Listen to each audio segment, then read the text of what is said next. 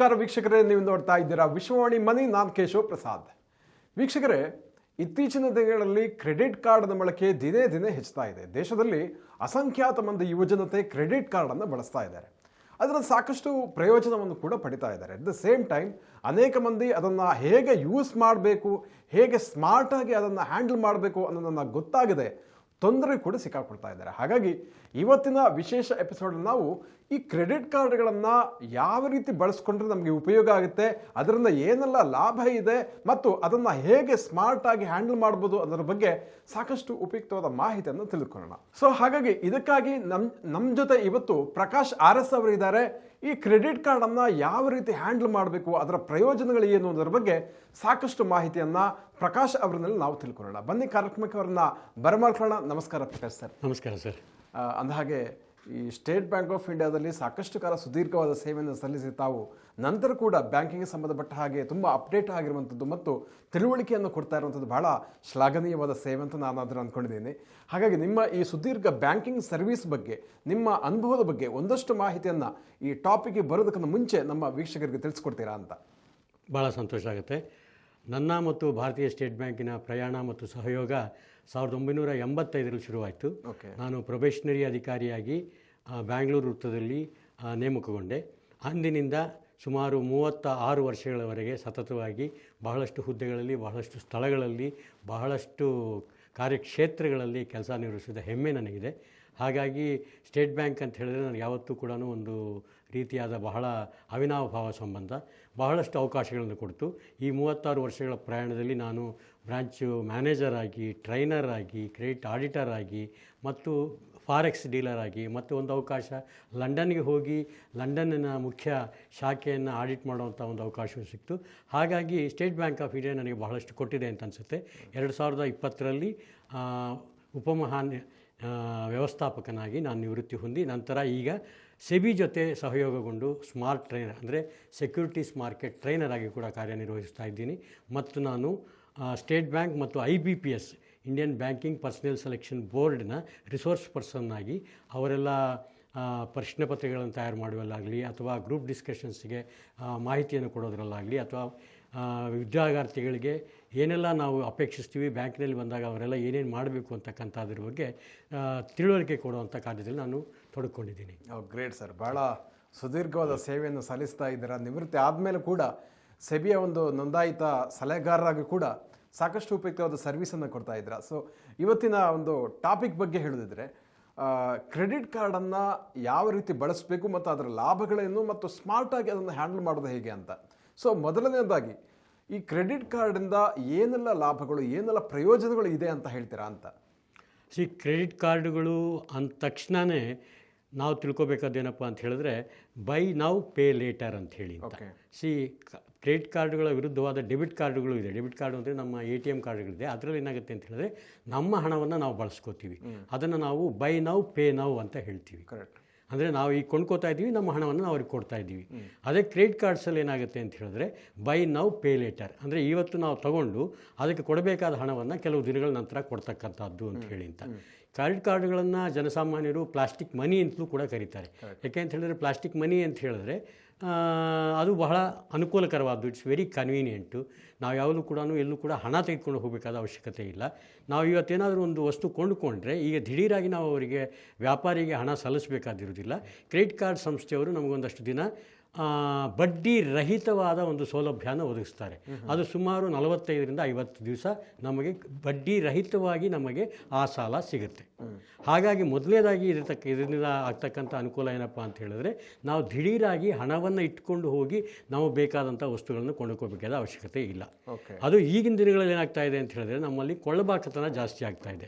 ನಾವೀಗ ಅಭಿವೃದ್ಧಿ ದೇಶಗಳಿಗೆ ಹೋಲಿಸಿದ್ರೆ ಕನ್ಸ್ಯೂಮರಿಸಮ್ ಅಂತ ಏನು ಹೇಳ್ತೀವಿ, ಹಾಗಾಗಿ ಎಲ್ಲ ಮಧ್ಯಮ ತರಗತಿಯ ಜನಾಂಗಕ್ಕೂ ಅಥವಾ ಜನಗಳಿಗೂ ಕೂಡ ಅಥವಾ ಕುಟುಂಬಗಳಿಗೆ ಏನೆಲ್ಲ ವಸ್ತುಗಳು ಕೊಂಡ್ಕೋಬೇಕು ಅಂತ ಆಸೆ ಇರುತ್ತೆ. ಒಂದು TV ಇರ್ಬೋದು, ಒಂದು ಫ್ರಿಡ್ಜ್ ಇರ್ಬೋದು, ಒಂದು ವಾಷಿಂಗ್ ಮಿಷಿನ್ ಇರ್ಬೋದು, ಅಥವಾ ಇಂಥ ವಸ್ತುಗಳು ಎಲ್ಲರ ಮನೆಯಲ್ಲೂ ಇರಬೇಕು ಅಂತ ಆಸೆ. ಬಟ್ ಅವುಗಳ ಬೆಲೆ ಕೂಡ ಇವರ ಆದಾಯಕ್ಕೆ ಅಥವಾ ಇವರ ಮಾಸಿಕ ವರಮಾನಕ್ಕಿಂತ ಹೆಚ್ಚಾಗಿರುತ್ತೆ. ಹಾಗಾಗಿ ಅವರು ಕೂಡಿಟ್ಟ ಹಣದಿಂದಲೇ ಅಥವಾ ಅವರ ವರಮಾನದಿಂದಲೇ ತೊಗೋಬೇಕು ಅಂದರೆ ಕಷ್ಟ ಆಗುತ್ತೆ. ಹಾಗಾಗಿ ಈ ಕ್ರೆಡಿಟ್ ಕಾರ್ಡುಗಳು ಬಹಳ ಅನುಕೂಲಕರ. ಮೊದಲನೇದಾಗಿ ಇವು ಬಹಳ ಅನುಕೂಲ, ಹಣವನ್ನು ತೆಗೆದುಕೊಂಡು ಹೋಗಬೇಕಾದ ಅವಶ್ಯಕತೆ ಇಲ್ಲ. ಮುಖ್ಯವಾಗಿ ಇಂಥದ್ದನ್ನು ತೆಗೆದುಕೊಳ್ಳೋದ್ರಿಂದ ಏನಾಗುತ್ತಪ್ಪ ಅಂತ ಹೇಳಿದ್ರೆ ನಮಗೆ ಇನ್ಶೂರೆನ್ಸ್ ಫ್ರೀಯಾಗಿ ಸಿಗುತ್ತೆ.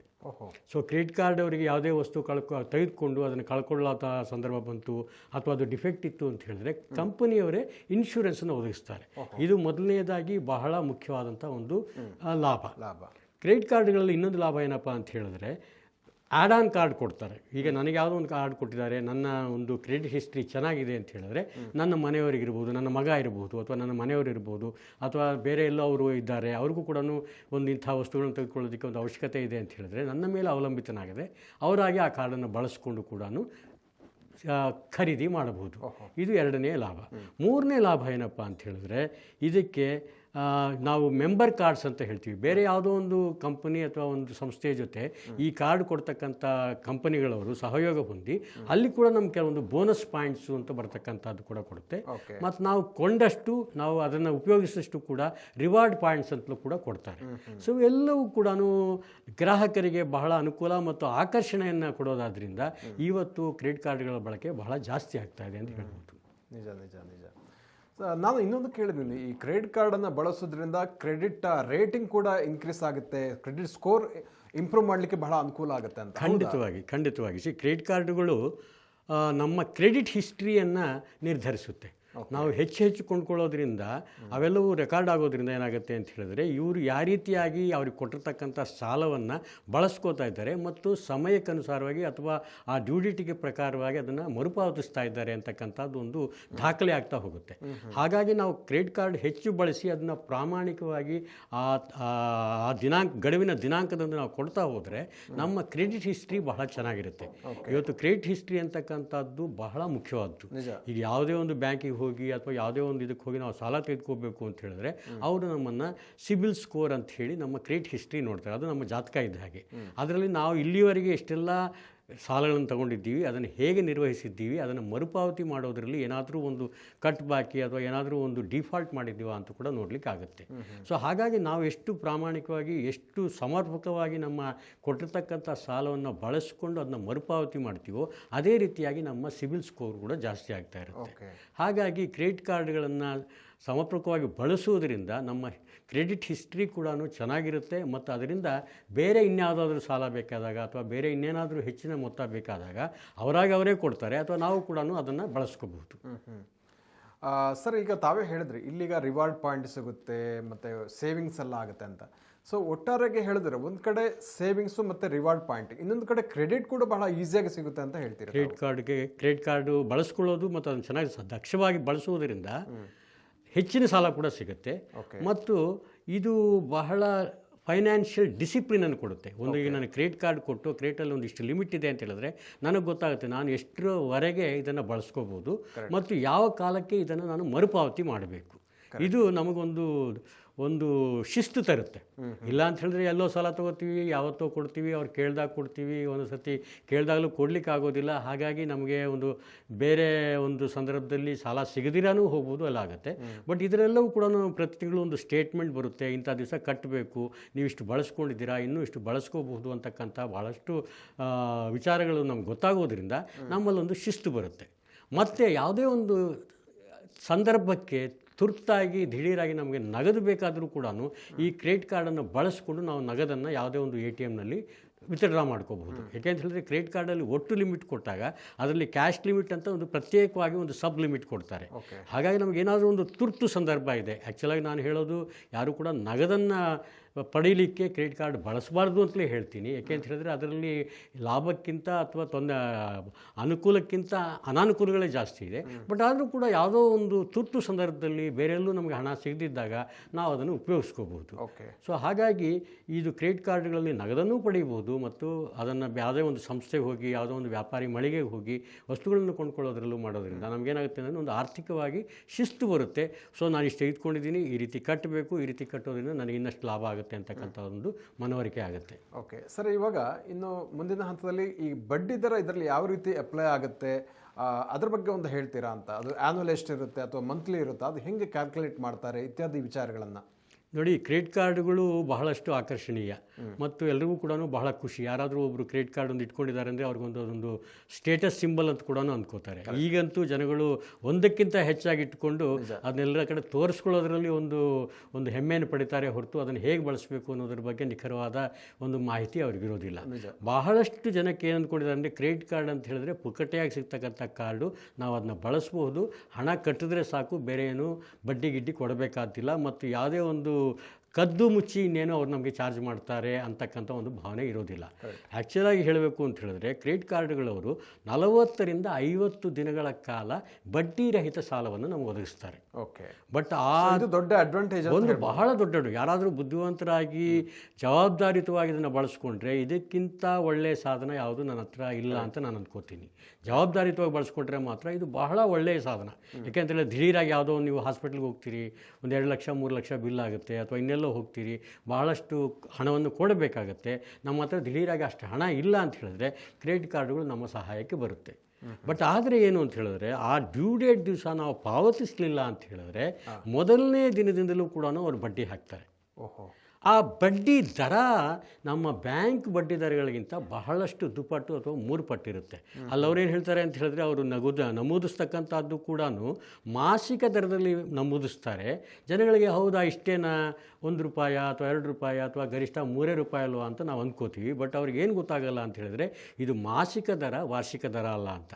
ಈಗ ನಾವು 2.5% ರಿಂದ 3% ಪ್ರತಿ ತಿಂಗಳು ಅಂತ ಹೇಳಿದ್ರೆ ಅದು 36% ತನಕನೂ ಹೋಗ್ಬೋದು. ಒಂದು ವರ್ಷಕ್ಕೆ ದೊಡ್ಡ ಅಮೌಂಟ್ ಆಗುತ್ತೆ. ಮತ್ತು ಅಷ್ಟು ಮೊತ್ತದ ಬಡ್ಡಿಯನ್ನು ಯಾರೂ ಕೂಡ ನಿರ್ವಹಿಸಲಿಕ್ಕೆ ಜನಸಾಮಾನ್ಯರಿಗೆ, ಮಧ್ಯಮ ತರಗತಿಯವರಿಗಂತೂ ಖಂಡಿತವಾಗಿ ಆಗೋದಿಲ್ಲ. ಹಾಗಾಗಿ ಬಳಸುವಾಗ ಇದೊಂದು ಜೋಪಾನವಾಗಿ ನೋಡ್ಕೋಬೇಕು ಮತ್ತು ಜವಾಬ್ದಾರಿಯುತವಾಗಿ ಖರ್ಚು ಮಾಡಬೇಕು. ಕರೆಕ್ಟ್, ಭಾಳ ಚೆನ್ನಾಗಿ ಹೇಳಿದ್ರಿ. 3% ಅಂದರೆ ಅದು ತಿಂಗಳಿಗೆ 3 ಅಷ್ಟೇ ಅಂತ ಅನ್ಸುತ್ತೆ, ಬಟ್ ಆಮೇಲೆ 36% ಇಂಟ್ರೆಸ್ಟ್ ಆಗುತ್ತೆ. ಬಹಳ ದೊಡ್ಡ ಬ್ಯಾಂಕ್ನಲ್ಲಿ ನಾವು ಯಾವುದೇ ಸಾಲ ತೆಗೆದುಕೊಂಡ್ರೂ ಕೂಡ ಮ್ಯಾಕ್ಸಿಮಮ್ ಇವತ್ತಿನ ದಿನಗಳಲ್ಲಿ 10, 11, 12 ಅಂದರೆ ಹೆಚ್ಚು. ಕರೆಕ್ಟ್. ಈಗ ನಮ್ಮ ಇದು ಗೃಹ ಸಾಲ ಇರ್ಬೋದು, ಅಥವಾ ವಿದ್ಯಾಭ್ಯಾಸಕ್ಕಾಗಿ ಸಾಲ ಇರ್ಬೋದು, ಅಥವಾ ಕೃಷಿ ಸಾಲ ಇರ್ಬೋದು, ಅಂಥ ಸಾಲಗಳಿಗೆಲ್ಲ ಕೂಡ 10ಕ್ಕಿಂತ ಮೀರಿ ಯಾವುದೂ ಹೋಗ್ತಾನೆ ಇಲ್ಲ. ಕರೆಕ್ಟ್. ಹಾಗಾಗಿ 36 ಅಂತ ಹೇಳಿದ್ರೆ ಜನಗಳು 2 ಸರ್ತಿ ಯೋಚನೆ ಮಾಡಲೇಬೇಕು. ನಾನು ಖರ್ಚು ಮಾಡಿ ಆ ದಿನಾಂಕದಂದು ಕಟ್ಟಲಿಕ್ಕೆ ಆಗತ್ತೆಯೇ ಇಲ್ವಾ, ನಾನು ಹೋಗಿ ಆ ಒಂದು ವಿಷವೃತ್ತದಲ್ಲಿ ಸಿಕ್ಕಾಕೋತೇನೆ ಅಂತ ಕೂಡ ನೋಡಬೇಕಾದಂಥ ಪ್ರಸಂಗ ಇದೆ. ಈಗ ಕೆಲವರು ಏನು ಮಾಡ್ತಾರೆ ಅಂದ್ರೆ ಒಂದು 3-4 ಕಾರ್ಡ್ಗಳನ್ನು ತಗೊಳ್ತಾರೆ, ಆಮೇಲೆ ಒಂದರಲ್ಲೇ ತಗೊಳ್ಳುವಂಥದ್ದು, ಇನ್ನೊಂದರದಾಗ ಅದಕ್ಕೆ ಕಟ್ಟುವಂಥದ್ದು, ಅದರದನ್ನು ಇನ್ನೊಂದು ಕಾರ್ಡ್ಗೆ ಕಟ್ಟುವಂಥದ್ದು, ಈ ರೀತಿ ರೊಟೇಟ್ ಮಾಡ್ತಾ ಇರ್ತಾರೆ. ಸೊ ಇದು ಸರಿನಾ ತಪ್ಪ, ಏನು ಹೇಳ್ತೀರಿ? ಇದು ಹ್ಯಾಂಡ್ಲಿಗೆ ಸಂಬಂಧಪಟ್ಟಂಗೆ ನಾನು ಹೇಳುವುದು. ಆ್ಯಕ್ಚುಲಾಗಿ ಕಾರ್ಡ್ ಕಂಪನಿಗಳವರು ತಮ್ಮ ವ್ಯವಹಾರಗಳನ್ನು ಅಥವಾ ತಮ್ಮ ವ್ಯಾಪಾರವನ್ನು ಹೆಚ್ಚು ಮಾಡಿಕೊಳ್ಳಿಕ್ಕೆ ಇದೊಂದು ಫೆಸಿಲಿಟಿಯನ್ನು ಕೂಡ ಕಾರ್ಡ್ದಾರರಿಗೆ ಕೊಟ್ಟಿದ್ದಾರೆ.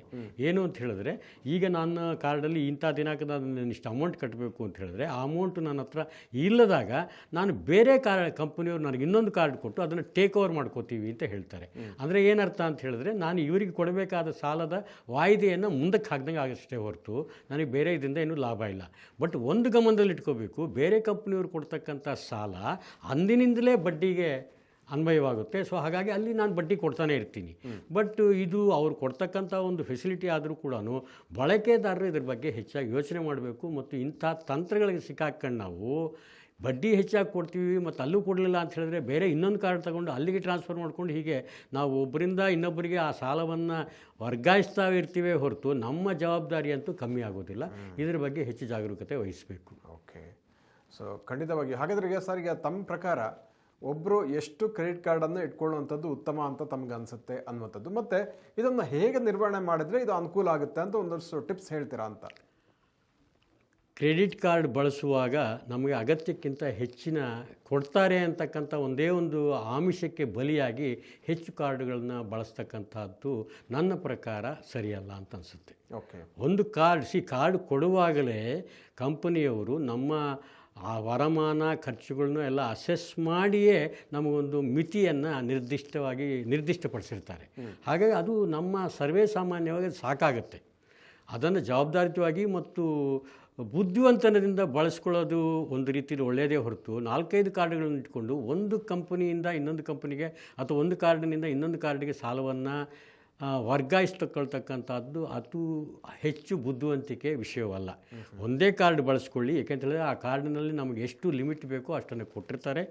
ಸಮಯಕ್ಕೆ ಸರಿಯಾಗಿ ಮರುಪಾವತಿ ಮಾಡಿ ಅದರಲ್ಲಿ ಬರ್ತಕ್ಕಂಥ ರಿವಾರ್ಡ್ ಪಾಯಿಂಟ್ಸ್ನ ತೆಗೆದುಕೊಳ್ಳೋಣ, ಅಲ್ಲಿ ಬರ್ತಕ್ಕಂಥ ಇನ್ಶೂರೆನ್ಸ್ನ ಲಾಭನ ಪಡೆಯೋಣ. ನಗದು ಹಣವನ್ನು ಯಾವತ್ತೂ ಕೂಡ ಎಲ್ಲೂ ಕೂಡ ತೆಗೆದುಕೊಂಡು ಹೋಗಬೇಕಾದಿಲ್ಲ ಅಂತ ಒಂದು ಅನಿಸಿಕೆ ಇಟ್ಕೊಂಡು ನಾವು ಅದನ್ನು ಬಳಸ್ಕೋಬೇಕು. ಮತ್ತು ಈ ಕಾರ್ಡ್ಗಳಿಂದ ಇನ್ನೊಂದಷ್ಟು ವಿಶೇಷವಾದ ಖುಷಿಯಾದ ಲಾಭಗಳಿದೆ. ಏನಪ್ಪ ಅಂತ ಹೇಳಿದ್ರೆ, ರಿವಾರ್ಡ್ಸ್ ಪಾಯಿಂಟ್ಸ್ ಅಂತೂ ಬರುತ್ತೆ, ಅದನ್ನು ನಾವು ರಿಡೀಮ್ ಮಾಡ್ಬೋದು, ನಮಗೆ ಬೇಕಾದ ವಸ್ತುಗಳನ್ನ ಕೊಂಡ್ಕೋಬೋದು. ಇದು ಒಂದು ಸಣ್ಣ ಲಾಭ ಇರ್ಬೋದು. ಅದೇ ನೀವು ಬೇರೆ ಎಲ್ಲಾದರೂ ಈಗ ಊರುಗಳಿಗೆ ಪ್ರಯಾಣಿಸ್ತಾ ಇದ್ದರೆ, ಈಗ ಏರ್ಪೋರ್ಟು ಅಂತ ಕಡೆ ಹೋದಾಗ ಈ ಕಾರ್ಡ್ ಹೊಂದಿರತಕ್ಕಂಥವರಿಗೆ ಅಲ್ಲಿ ಒಂದು VIP ಲೋಂಜ್ ಅಂತ ಇರುತ್ತೆ. ಅಲ್ಲಿ ನಾವು ಕೇವಲ ₹2 ಕೊಟ್ಟು ಅಲ್ಲಿರ್ತಕ್ಕಂಥ ಎಲ್ಲ ಸೌಕರ್ಯಗಳನ್ನು ನಾವು ಬಳಸ್ಕೋಬೋದು.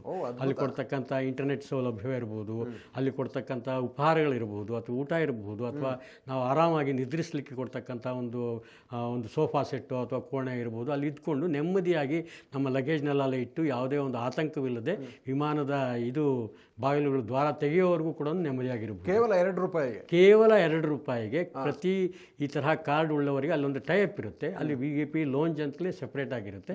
ಅಲ್ಲಿ ನಾವು ಹೋಗಿ ನಮ್ಮ ಸಮಯವನ್ನು ವ್ಯಯಿಸಬಹುದು. ಯಾಕೆಂತ ಹೇಳಿದ್ರೆ ನಾವು ಯಾವುದೇ ಒಂದು ಎಲ್ಲಿಗಾನ ಹೋಗಬೇಕು ಅಂತ ಹೇಳಿದ್ರೆ 3-4 ಗಂಟೆ ಮುಂಚೆ ಹೋಗಬೇಕಾಗತ್ತೆ. ಅಲ್ಲಿ ಹೋದಾಗ ಬೇರೆ ಎಲ್ಲ ಕೂತ್ಕೊಂಡು ಕಾಫಿ ಅಥವಾ ಟೀ ಅಥವಾ ಒಂದು ಬಾಟಲ್ ನೀರಿಗೂ ಕೂಡ ಭಾಳಷ್ಟು ದುಡ್ಡನ್ನು ನಾವು ಕೊಡಬೇಕಾಗತ್ತೆ. ಅದೇ ಇಲ್ಲಿ ಹೋದರೆ ಎಲ್ಲವೂ ಕೂಡ ಕೇವಲ ₹2 ಸಿಗೋದ್ರಿಂದ ಭಾಳಷ್ಟು ಜನ ಈ ಒಂದು ಆಕರ್ಷಣೆಯಿಂದಲೂ ಕೂಡ ಭಾಳಷ್ಟು ಜನ ಇವತ್ತು ಕ್ರೆಡಿಟ್ ಕಾರ್ಡನ್ನು ಪಡಿತಾ ಇದ್ದಾರೆ ಮತ್ತು ಬಳಸ್ಕೋತಾ ಇದ್ದಾರೆ. ಸರ್, ಈಗ ಇದರಲ್ಲಿ ಆ್ಯನ್ಯುವಲ್ ಮೇಂಟೆನೆನ್ಸ್ ಫೀಸ್ ಅಂತ ಏನಾದರೂ ಬ್ಯಾಂಕ್ನವರು ವಸೂಲು ಮಾಡ್ತಾರೆ ಅಂತ ಒಂದು. ಇನ್ನೊಂದು ಪ್ರಶ್ನೆ ಏನಂದರೆ, ಈಗ ಇನ್ ಕೇಸ್ ಅದು ಕರೆಕ್ಟಾಗಿ ಬಿಲ್ ಪೇ ಮಾಡದೆ ಹೋದರೆ ಈ ರಿಕವರಿ ಏಜೆಂಟ್ರೆಲ್ಲ ಬಂದು ತೊಂದರೆ ಕೊಡ್ತಾರೆ ಅನ್ನುವಂಥ ಕೂಡ ಆರೋಪಗಳು ಸಾಕಷ್ಟು ಇದ್ದಾವೆ. ಇವುಗಳ ಬಗ್ಗೆ ಏನು ಹೇಳ್ತೀರಿ ಅಂತ? ಹೌದು, ಕ್ರೆಡಿಟ್ ಕಾರ್ಡ್ಗಳನ್ನು ನಾವು ಬಳಸಬೇಕು ಅಂತ ಹೇಳಿದ್ರೆ ಅದಕ್ಕೆ ಕೊಡ್ತಕ್ಕಂಥ ಆ್ಯನ್ಯುಯಲ್ ಫೀಯನ್ನು ನಾವು ಕೊಡಲೇಬೇಕಾಗತ್ತೆ. ಅದು ಆ್ಯನ್ಯುಯಲ್ ಫೀಯನ್ನು ಕೂಡ ಅವರು ಮೊದಲು ಕೆಲವರು ಹೇಳ್ತಾರೆ ಲೈಫ್ ಟೈಮ್ ಫ್ರೀ ಅಂತ ಹೇಳ್ತಾರೆ. ಈಗಂತೂ ಬಹಳಷ್ಟು ಅಲ್ಲಿ ಕೂಡ ಸ್ಪರ್ಧೆ ಬಂದಿರೋದ್ರಿಂದ ಕೆಲವೊಂದು ಕಾರ್ಡ್ಗಳು ಲೈಫ್ ಟೈಮ್ ಫ್ರೀ ಅಂತಕ್ಕಂಥದ್ದು ಕೂಡ ನಿಮ್ಮ ಕ್ರೆಡಿಟ್ ಸ್ಕೋರಿನ ಮೇಲೆ ಅವಲಂಬಿತವಾಗಿ ಸಿಗುತ್ತೆ. ಬಟ್ ಸರ್ವೇ ಸಾಮಾನ್ಯವಾಗಿ ಎಲ್ರಿಗೂ ಕೂಡ ಒಂದಷ್ಟು ಆ್ಯನ್ಯುಯಲ್ ಫೀಸ್ ಒಂದು ₹500ರಿಂದ ₹1000 ತನಕ ಫೀಸ್ ಇರುತ್ತೆ. ಅದನ್ನು ತೆರಲೇಬೇಕಾಗತ್ತೆ.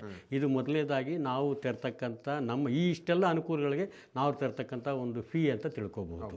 ಬಟ್ ಒಂದಂತೂ ನಾವು ಯೋಚನೆ ಮಾಡಬೇಕು, ಯಾವುದೇ ಒಂದು ಸಂದರ್ಭದಲ್ಲಿ ನಾವು ಹಣವನ್ನು ಸರಿಯಾಗಿ ಕಟ್ಟಲಿಲ್ಲ ಅಂತ ಹೇಳಿದ್ರೆ ಅವರು ಅದನ್ನು ಬಕೆಟ್ 1, ಬಕೆಟ್ 2, ಬಕೆಟ್ 3 ಅಂತ ಹೇಳಿ ಕಂಪನಿಗಳವರು ನಮ್ಮ ಸಾಲಗಳನ್ನು ವರ್ಗೀಕರಿಸಿ ಆ ಒಂದು ಬಕೆಟ್ಗಳಲ್ಲಿ ಹಾಕಿ ಇದನ್ನು ರಿಕವರಿ ಮಾಡಲಿಕ್ಕೆ ವಿಶೇಷವಾದ ಒಂದು ದಳವನ್ನೇ ಇಟ್ಕೊಂಡಿರ್ತಾರೆ. ಅವ್ರಿಗೆ ಒಪ್ಪಿಸ್ತಾರೆ.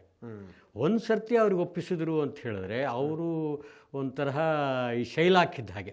ನಮ್ಮ ಶೇಕ್ಸ್ಪಿಯರ್ನ ಹ್ಯಾಮ್ಲೆಟ್ ಡ್ರಾಮಾದಲ್ಲಿ ಶೈಲಾಕ್ ಬರ್ತಾರಲ್ಲ, ಅವರು ಮರ್ಚೆಂಟ್ ಆಫ್ ವೆನಿಸಲ್ಲಿ ಶೈಲಾಕ್, ಅವರು ರಕ್ತ ಹೀರೋದಕ್ಕೆ ಕೂಡ ಸಿದ್ಧ. ಅವರು ಏನೇ ಮಾಡಿದ್ರು ಕೂಡ ನಮ್ಮ ಸಾಲವನ್ನು ರಿಕವರಿ ಮಾಡ್ತಾರೆ. ನಾವು ಮನ್ನಾ ಮಾಡ್ತೀವಿ, ರೈಟ್ ಆಫ್ ಮಾಡ್ತೀವಿ ಅಥವಾ ಸೆಟಲ್ಮೆಂಟ್ ಮಾಡ್ತೀವಿ ಅಂತ ಏನೆಲ್ಲ ಪದಗಳು ಉಪಯೋಗಿಸಿದ್ರು ಕೂಡ ಕಾರ್ಡ್ದಾರನಿಗಂತೂ ಇದರಿಂದ ಲಾಭ ಇಲ್ಲ, ತಪ್ಪಿಸ್ಕೊಳ್ಳೋಕ್ಕಂತೂ ಸಾಧ್ಯವಿಲ್ಲ. ಹೀಗಾಗಿ ಎಷ್ಟೋ ಜನ ಇದನ್ನು ದುರ್ಬಳಕೆ ಮಾಡಿಕೊಂಡು ಅಥವಾ ಸರಿಯಾದ ಸಮಯಕ್ಕೆ ಕಟ್ಟದೆ ಬಹಳಷ್ಟು ತೊಂದರೆಗೂ ಒಳಗಾಗಿದ್ದಾರೆ. ತಮ್ಮ ಪ್ರಾಣಗಳನ್ನು ಕಳ್ಕೊಂಡಂಥ ಸಂದರ್ಭಗಳು, ಉದಾಹರಣೆಗಳು ಕೂಡ ನಾವು ಪೇಪರ್ಗಳಲ್ಲಿ ಎಲ್ಲ ಓದ್ತಾ ಇರ್ತೀವಿ. ಹಾಗಾಗಿ ಆ ಮಟ್ಟಕ್ಕೆ ಹೋಗದೆ ಜವಾಬ್ದಾರಿಯುತವಾಗಿ ಕಟ್ಟಿಕೊಂಡು, ಇದು ಹೇಗೆ ಅಂತ ಹೇಳಿದ್ರೆ ಬ್ಯಾಂಕುಗಳವರು ಒಂದು ಗಾದೆ ಇದೆ ಅವ್ರ ಬಗ್ಗೆ. ಹಣ ಇದ್ದವರಿಗೆ ಸಾಲ ಕೊಡ್ತಾರಂತೆ, ಹಣ ಬೇಕಾದವ್ರಿಗೆ ಸಾಲ ಕೊಡಲ್ಲ, ಹಣ ಇದ್ದವರಿಗೆ ಮಾತ್ರ ಸಾಲ ಕೊಡ್ತಾರಂತೆ. ಹಾಗೆ ಕಾರ್ಡ್ಗಳವರು ಕೂಡ ಹಣ ಇದ್ದು ಆ ಸಂದರ್ಭಕ್ಕೆ ಇಲ್ಲ ಅಂತ ಹೇಳಿದ್ರೆ ಮಾತ್ರ ಈ ಒಂದು ಎಲ್ಲ ಲಾಭಗಳನ್ನು ದೃಷ್ಟಿಲಿಟ್ಕೊಂಡು ಬಳಸ್ಕೋಬೇಕೇ ಹೊರತು ಈ ಒಂದು ಕಟ್ಟಬಾಕಿಯಾಗಿ ಮನೆ ಮುಂದೆ ಸಾಲಿಗನು ಬಂದು ನಿಂತು ಇವರು ಅವಮಾನವನ್ನು ಅಥವಾ ಪೇಚನ್ನು ಅನುಭವಿಸುವಂಥ ಪ್ರಸಂಗಕ್ಕೆ ಸಿಕ್ಕಾಕೋಬಾರ್ದು ಅಂತ ನಾನು ತಿಳಿಸ್ತೀನಿ. ಭಾಳ ಚೆನ್ನಾಗಿ ಹೇಳಿದಿರಿ. ನಮ್ಮ ವೀಕ್ಷಕರಿಗೆ ಕ್ರೆಡಿಟ್ ಕಾರ್ಡ್ನಿಂದ ಏನೆಲ್ಲ ಉಪಯೋಗ ಇದೆ ಅನ್ನುವಂಥದ್ದು ಭಾಳ ಅದ್ಭುತವಾಗಿ ಹೇಳಿದಿರಿ. ಮುಖ್ಯವಾಗಿ ಏರ್ಪೋರ್ಟ್ VIP ಲಾಂಜಲ್ಲಿ ಯಾವ ರೀತಿ ಕೇವಲ ₹2 ಬೇಕಾದನ್ನೆಲ್ಲ ಹೇಗೆ ಪಡಿಬೋದು ಅನ್ನೋದು ಕೂಡ ತಿಳಿಸಿದಿರಿ. ಜೊತೆಗೆ ಇದಕ್ಕಿರತಕ್ಕಂತಹ ಈ ಇಂಟ್ರೆಸ್ಟ್ ಯಾವ ರೀತಿ ಹಾಕ್ತಾರೆ ಇತ್ಯಾದಿ ಅನೇಕ ಪ್ರಯೋಜನಗಳು ಮತ್ತು ಅದನ್ನು ಹೇಗೆ ನಿರ್ವಹಣೆ ಮಾಡ್ಬೋದು ಅನ್ನೋದನ್ನು. ಹಾಗಾಗಿ ಇದು ಖಂಡಿತವಾಗಿ ಕೂಡ ನಮ್ಮ ವೀಕ್ಷಕರಿಗೆ ಬಹಳ ಉಪಯೋಗ ಆಗುತ್ತೆ ಅಂತ ಅಂದ್ಕೊಂಡಿದ್ದೀನಿ. ಇಷ್ಟೊಂದು ಉಪಯುಕ್ತವಾದ ಮಾಹಿತಿಯನ್ನು ತಿಳಿಸಿಕೊಟ್ಟಿದ್ದೀರಾ, ಅದಕ್ಕಾಗಿ ಧನ್ಯವಾದಗಳು. Thank you sir. ವೀಕ್ಷಕರೇ, ಇಂತಹ ಮತ್ತಷ್ಟು ಉಪಯುಕ್ತ ವಿಡಿಯೋಗಳಿಗೆ ವಿಶ್ವವಾಣಿ ಮನಿ ಯೂಟ್ಯೂಬ್ ಚಾನಲನ್ನು ವೀಕ್ಷಿಸಿ ಮತ್ತು ಸಬ್ಸ್ಕ್ರೈಬ್ ಮಾಡಿ. ವಂದನೆಗಳು.